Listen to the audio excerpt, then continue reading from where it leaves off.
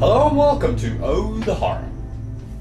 I'm Fedora, and what is it with all the nature attacks movies I'm reviewing this season? I've done a lion one, a Sasquatch one, 2 shark ones, and then I did 2 crocodile movies during Gore War. And now we're doing a bear movie. And very much like Prey, it comes from a director who has unfortunately graced my show in the past. David DeCoteau. You remember? From Curse of the Puppet Master? That's great. Now I can't say with 100% certainty that nobody's going to be having sex with a bear in this movie. Well, let's get ready to claw our way into 2007's Grisly Rage. So, this movie starts with the opening credits of the Fast Forwarded and the Furious.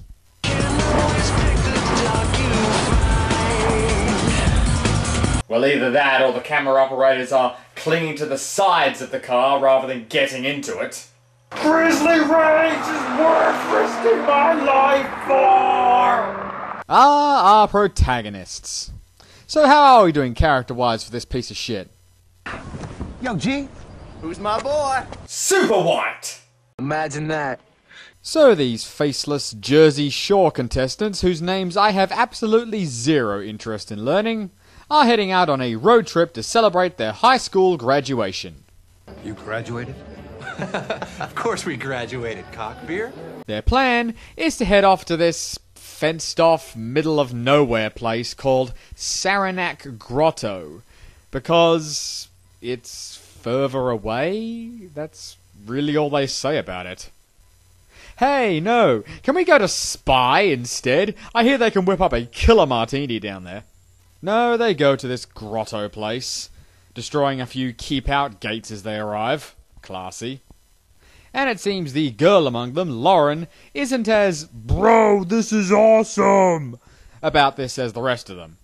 You know, I think that we should just really stick to the original itinerary. Get it up for a reason, right? Can't take it easy, though. This is no trespassing. Then why did you go with them? Because personally, 3 meat-headed jockey guys forcefully dragging a girl into the middle of nowhere in the woods is a little sus to me.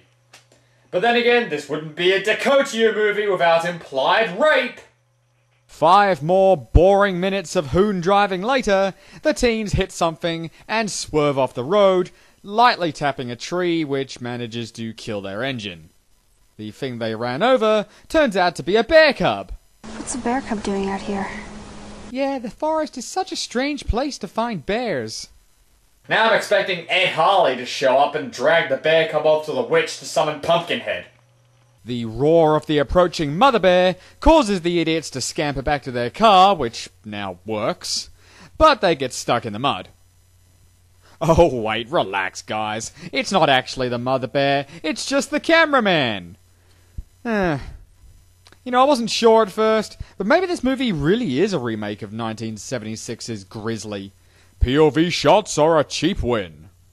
They unfortunately get away just in time, and start bickering about whether or not to report the incident. Guys, we need to call somebody. Who are we gonna call? Someone else. No fools, this is a cliché fest. Your phones are useless here. Their car apparently remembers it's broken, forcing 2 of the guys to wander randomly into the woods, separating obviously, to find some water to cool the radiator. Hawaiian shirt guy manages to find a lake, and what luck! It's flavored water! Loves me a bit of toxic waste in the morning.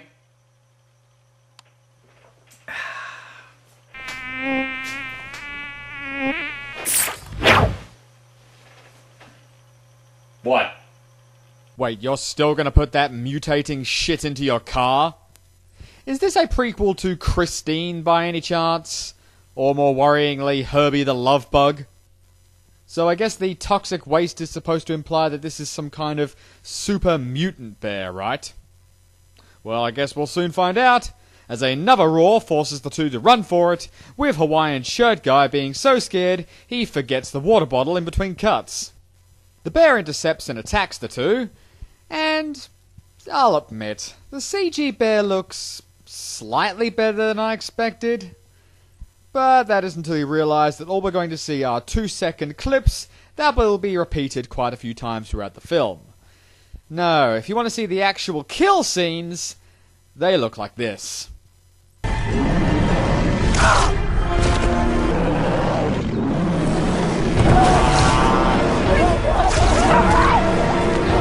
FYI, this movie had a $2 million budget. My videos have had better effects than that!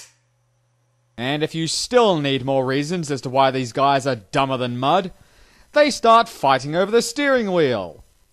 While driving. Over a narrow road on a hill. Resulting in the obvious.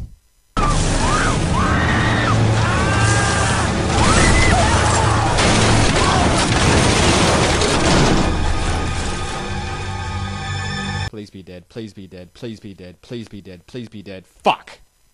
Everyone gets it. You're a genius with a whole bunch of tools. Right, that's what I've been saying from the start. Oh look, the girl is the only one whose shirt is torn open.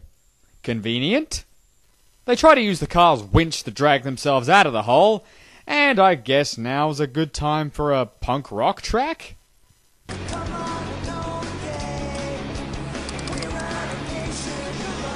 Battery cable's off. Battery cable was off. Good? Try again. Did you accidentally put that song in there? Because that scene fits about as well with that as it does with this. Get some overhead lifters and 4-bell quads, oh yeah. Keep talking, we'll keep talking. Well, credit where credit's due, they got the car out. Now they can...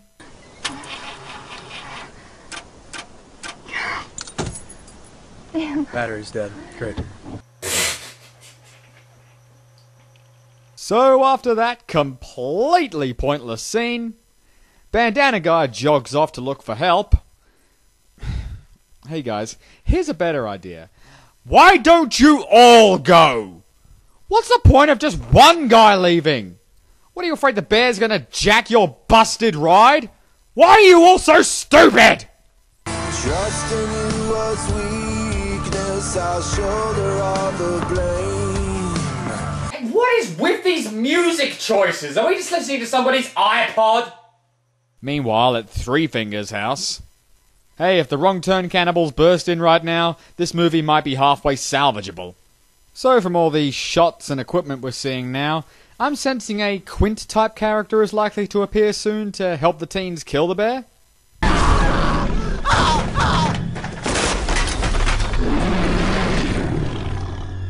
No, the bear just appears and kills him. Making that entire 10-minute scene, say it with me, Completely Thank pointless. you very much. Fuck, he's alive. And despite not being able to walk on one of his legs, he still managed to make it all the way back to the others without being killed and eaten. Why is this happening to us? What is happening to us? What did we ever do to deserve this? Besides break into this gated-off forest, hoon around uncontrollably and kill a baby bear. And because splitting up has worked so well every other time they've tried it, Vest Guy now runs off to try and find some phone reception. He of course fails, but the bear on the other hand succeeds in finding him, chasing him back to the car and rolling it on its side. Hang on. That's a real bear! So we're now an hour into the movie and they're suddenly using a real bear? And after it rolls the car over, it just disappears. You know, maybe that was unscripted. Maybe a wild bear literally just walked over and attacked their cast. Night falls, and yeah, they're still in the same unprotected spot. Because staying in the place that the bear absolutely knows where you are is the smarts people's choices. Well, it turns out that Bandana Guy finding that house did have some context after all, as he tells the two that he saw a huge bear trap while he was wandering around there before suddenly dying. Trust me, I'm holding back the tears.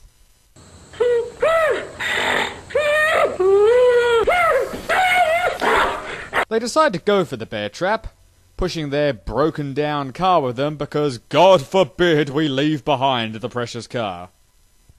And once a fucking again, even though there is now only 2 of them and doing so has done nothing but kill them, they split up.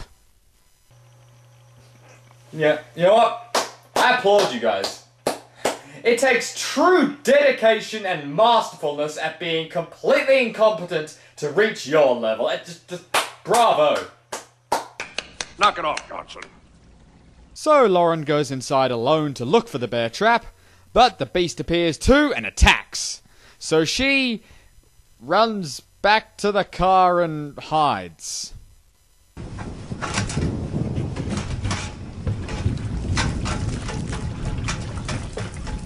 Yeah, we're forgetting the bear trap now. We're going to use fire instead. So obviously the bear comes after them in the car, and I get to use this sound clip again. Smile, you son of a... But unfortunately for them, the grizzly just walks away from the explosion completely unfazed like it's the Stig or something. And Lauren goes back to the house to look for the bear trap again. Because if blowing a car up in its face does nothing to it, snagging its foot on some spikes will surely finish the job. Vest Guy, meanwhile, has stripped naked for some reason and climbed a tree to escape the grizzly. Because it is a well-known fact that bears cannot climb trees. Lauren, again having completely forgotten about the bear trap, the reason they came here in the first place, gets the grizzly's attention, lures it into the shack and seals it in. And then they slowly walk away. It's thrown people 15 feet into the air, toppled over cars, and survived an explosion unscathed. So this wooden door should be able to hold it. Right, go, run! Wes! Go, just keep going! Get out! Get out!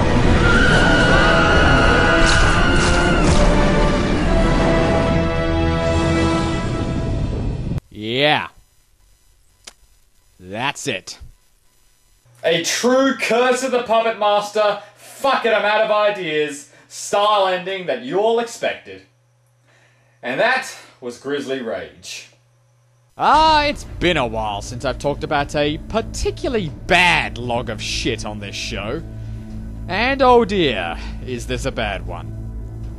The characters are completely bland, gawpingly stupid, and even more unlikable.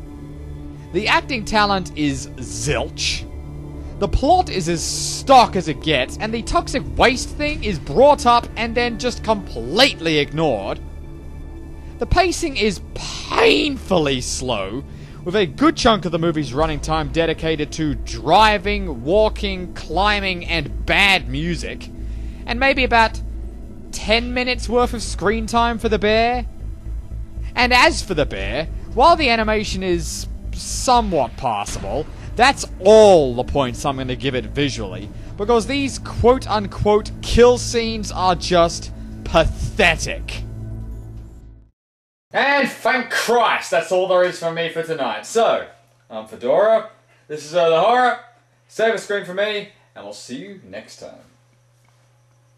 Ooh, there, Winnie the